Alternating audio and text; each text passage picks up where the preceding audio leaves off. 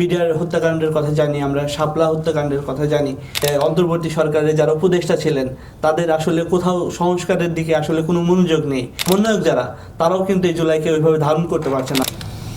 যখন জুলাই গণঅভ্যুত্থান হয়ে গেল এবং শেখ হাসিনা যখন পালিয়ে গেল, তারপরে আমরা মনে করেছিলাম যে আমাদের একটা প্রত্যাশা ছিল যে এতগুলো মানুষের যে শহীদ হলেন, জীবন দিলেন, এবং এখানে বাংলাদেশের আপামর জনতা, শ্রমিক, তারপরে মজুর থেকে শুরু করে প্রাইভেট ইউনিভার্সিটি, তারপরে হচ্ছে কওমি মাদ্রাসার শিক্ষার্থীরা এবং সেই প্রত্যন্ত অঞ্চল থেকে শুরু করে রাজধানীর প্রত্যেকটা অলিগলির মানুষ যেভাবে এই জুলাই আন্দোলনে নেমে এসেছিল একটা বৈষম্য দূর করার জন্য, এবং এই শুধু কোটা প্রথা না, এবং সরকারের যে 17 বছরের জুলুম নিষ্পীষণ, তারপরে হচ্ছে গণমাধ্যমের কণ্ঠরোধ থেকে শুরু করে যে ধরনের কর্মকাণ্ডগুলো চালিয়ে এসেছিল।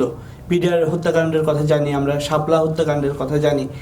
এই যেই গণহত্যা এবং হত্যাযজ্ঞ, এছাড়া গুম খুন, এই নিষ্পেষণের বিরুদ্ধে মানুষের যে প্রতিবাদ ছিল, সেই প্রতিবাদটা আমরা নিজের চোখে দেখেছি। এবং আমাদের প্রত্যাশা ছিল যে পরবর্তীতে যারা দায়িত্ব গ্রহণ করবে বা সরকারে আসবে, তারা এইগুলোর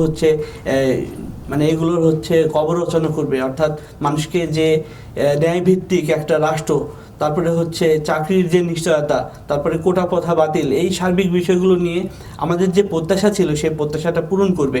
কিন্তু পরবর্তীতে আমরা কিছুদিনের মধ্যে এসে দেখি যে অন্তর্বর্তী সরকারের যারা উপদেষ্টা ছিলেন তাদের আসলে কোথাও সংস্কারের দিকে আসলে কোনো মনোযোগ নেই। এবং এই জুলাইয়ের যারা স্টেক হোল্ডার ছিল, তারা হচ্ছে নিজেদের এক ধরনের নিজেদের সুবিধাগুলো বা কোথায় গেলে তাদের বিষয়গুলো, রাজনৈতিক দল গঠন থেকে শুরু করে অন্যান্য কাজে মনোযোগী হয়ে গেলেন। তখন আমাদের কাছে মনে হয়েছে যে না, এই জুলাইকে আসলে ওইভাবে রাজনৈতিক দল বলেন বা অন্য কেউ বা সমন্বয়ক যারা, তারাও কিন্তু এই জুলাইকে ওইভাবে ধারণ করতে পারছে না। তখন আমাদের মনে হয়েছে যে আমাদের জুলাইকে ঐক্যবদ্ধ করার জন্য আমাদের আসলে কোনো একটা সংগঠন দরকার, সামাজিক এবং সাংস্কৃতিক সংগঠনগুলোকে ঐক্যবদ্ধ করা দরকার। এর মধ্যে দিয়ে 5 আগস্ট পরবর্তী অনেকগুলো ছোট ছোট সংগঠন তৈরি হয়েছে, এবং এগুলো সবগুলোই কিন্তু সামাজিক সংগঠন।